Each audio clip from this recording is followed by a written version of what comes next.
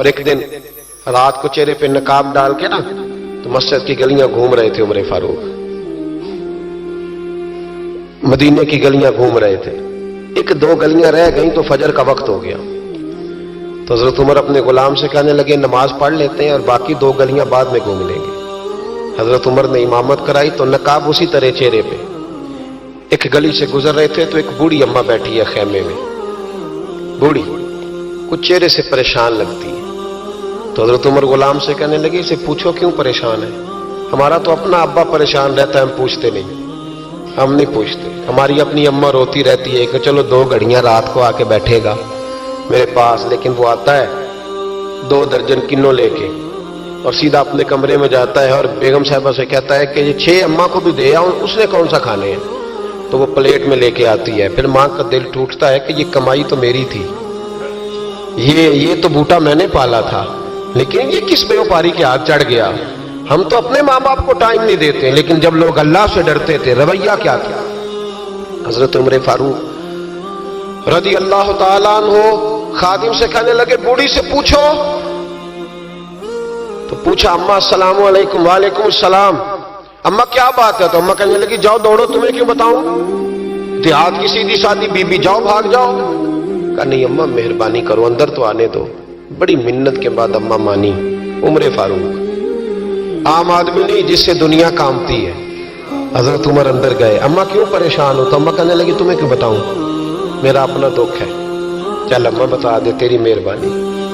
تو اماں کہنے لگی میں ایک بیوہ ہوں، بے اولاد ہوں، کوئی میرا سہارا نہیں، مجھے عمر فاروق سے بڑی شکایت ہے، میرے اوپر 25 دینار کا قرضہ چڑھ گیا ہے اور 3 دن ہو گئے میں نے روٹی نہیں کھائی، اور عمر نے میری خبر نہیں لی۔ حضرت عمر کو پتہ چل گیا اللہ وارث ہے، اس کا کوئی 2 4 10 ہزار ووٹ کوئی نہیں، ایک کو میکے سے 6 مربے نہیں لے کے آئی، ایک اکیلی تنے تنہا۔ اور بھائی جب اللہ کا خوف ہوتا ہے تو پھر انسان ان غریبوں کو بھی مناتا ہے، پھر ریڑھی والے کی بھی اہمیت بڑھ جاتی ہے، پھر رکشے والے کی قدر بھی بڑھ جاتی ہے۔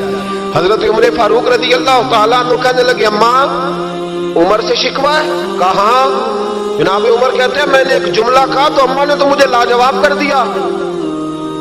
میں نے کہا اماں عمر کو کیا پتا کہ تو بھوکی ہے اور مقروض ہے، اسے کیا خبر؟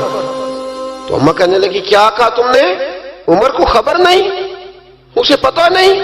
تو عمر سے کہو نا چھوڑ دے حکومت، اس کے حوالے کرے جو خبر رکھ سکتا ہے، کیوں بیٹھا ہے پھر؟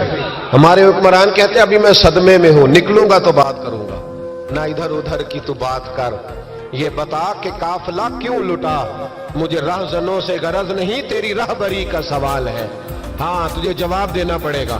حضرت سیدنا عمر فاروق رضی اللہ تعالیٰ عنہ سے اماں کہنے لگی نہیں خبر رکھ سکتا تو حکومت کیوں کرتا، چھوڑتا کیوں نہیں؟ تو حضرت عمر کہتے ہیں میں کانپنے لگا، دوڑے گئے جناب عمر۔ میں نے کہا اس اماں کا 6000 ووٹ نہیں کہ اس کی قدر کی جائے، یہ اماں کوئی بہت آکسفورڈ یونیورسٹی کی ڈگری ہولڈر نہیں کہ اس کی بات مانی جائے، کہ لاوارث اور بیوہ بی بی۔ عمر دوڑے گئے، گھر سے اناج کا تھیلا کندھے پہ رکھا، 25 دینار بھی لیے، پکا پکایا کھانا بھی لیا۔ خادم کہنے لگا حضور مجھے دے دیں میں اٹھا لیتا ہوں، تو حضرت عمر فرمانے لگے چل وعدہ کر قیامت کے دن بھی میرا بوجھ اٹھائے گا؟ کہنے لگا جی نہیں وہاں نہیں اٹھا سکتا۔ فرمایا پھر آج بھی نہ اٹھا، مجھے ہی اٹھانے دے، یہ میرا بوجھ ہے تو مجھے ہی۔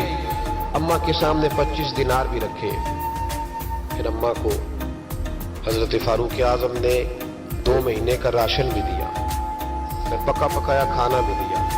معمولی آدمی کی بات نہیں کر رہا، 24 لاکھ مربع میل کا حکمران۔ حضرت عمر مدینے میں بیٹھ کے کبھی للکار دیں تو کیسر و کسریٰ کی ٹانگیں کانپیں۔ جناب عمر فاروق رضی اللہ کھانا کھلا کے اماں چارپائی پہ تھی تو عمر نیچے بیٹھ گئے، کہنے لگے اماں چل عمر کو معاف کر دے، چل چل جانے دے، کوئی عرض نہیں، بیچارے کو پتہ نہیں چلا۔ تو اماں کہنے لگی تو نے پھر عمر کا ذکر چھیڑ دیا۔ بیٹے میرے گھاؤ بڑے گہرے ہیں، میرے زخم بڑے سخت ہیں، کلیجہ پھٹے تو تجھے دکھاؤں کتنی تکلیف میں ہوں، میں تو پکا ہوا پھل ہوں، کسی وقت بھی دنیا سے چلی جاؤں گی، میں نے عمر کو معاف نہیں کرنا۔ جب میں قبر میں جاؤں گی نا، نبی کریم علیہ السلام آئیں گے تو میں عمر کی شکایت کروں گی، میں کہوں گی حضور اس سے پوچھئے یا رسول اللہ بیوہ اور بوڑھی کا خیال ہی نہیں کیا، تو آپ کے غلام کہتے ہیں میں نے عمر کو کبھی اتنا روتے نہیں دیکھا جتنا آج روئے. کہنے لگے اماں عمر کو میں جانتا ہوں وہ کمزور ہے، یہ شکایت نہ لگانا، وہ کمزور ہے، مقابلہ نہیں کر سکے گا، یہ شکایت نہ لگانا، چل معاف کر دے. تو اماں کہنے لگی اچھا تو مجھے کچھ اچھا لگتا ہے، جا تیری خاطر عمر کو معاف کیا، تو پیارا لگا ہے، جا معاف کیا، تیری خاطر معاف کیا، تیری خاطر عمر کو معاف کیا. حضرت عمر فاروق کہنے لگے مجھے لکھ کے دو. کون اتنے جتن کرتا ہے؟ کون؟ کسی سے کہنا جا اپنی اماں کو منا لے، تو کہتے ہیں نہیں نہیں میری غلطی کوئی نہیں، تو مناؤ کس بات پہ؟ ہمیں تو 20 دلیلیں آتی ہیں. جا ابا کے پیر پکڑ لے. پتہ ہے نبی پاک علیہ السلام نے فرمایا جس کا باپ راضی ہوگا اسی کا اللہ راضی ہوگا، اور جس کا باپ ناراض ہوگا وہ سارا دن وظیفے پڑھے، اس کا اللہ راضی.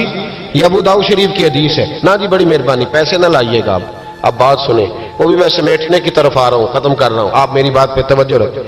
عزیز بھائی، نبی کریم صلی اللہ تعالی علیہ وسلم نے جو اپنے غلاموں کی تربیت کی تو حضرت عمر فاروق کہنے لگے لکھ کے دو، لکھ دو. تو اماں کہنے لگی آپ لکھیں میں سائن کر دیتی ہوں، آپ لکھ دیں میں سائن کرتی ہوں. حضرت عمر نے لکھا فلاں بنت فلاں کو عمر سے شکایت تھی، پھر انہوں نے عمر کو معاف کر دیا. اماں سائن کرنے ہی لگی تھی، سائن کرنے ہی لگی تھی کہ مولا علی شیر خدا آ گئے، حضرت عبداللہ ابن مسعود آ گئے. اوہو عمر یہاں بیٹھے ہوئے ہو، میں سارے مدینے میں تلاش کر رہا تھا، یہاں بیٹھے ہو، وہ کچھ لوگ ملنے آئے، نکلو. اماں نے سنا کہ یہ عمر تھے تو اماں اٹھ کے کھڑی ہو گئی. آئے ہائے عمر تھے، آپ عمر تھے؟ تو جناب عمر کہنے لگے اماں تو نے جو کہا ٹھیک کہا، لیکن اپنے وعدے پہ قائم رہا، یہ ذرا سائن کر دے.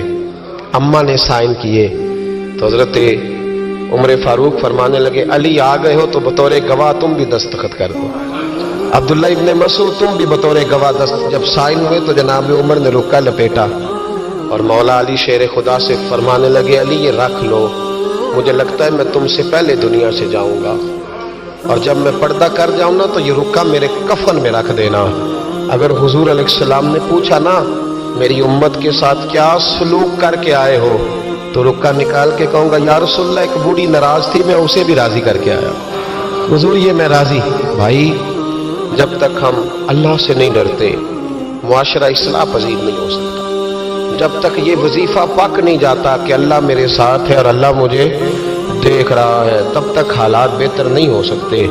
جب انسان یہ وظیفہ پکا لیتا ہے تو پھر چونٹی پہ بھی ظلم نہیں کرتا، پھر وہ گدھے کو ڈنڈا مارتے ہوئے بھی سوچتا ہے، پھر میرے بھائی وہ پھر احساس کرتا ہے کہ جانور کی وجہ سے ہی میں قیامت میں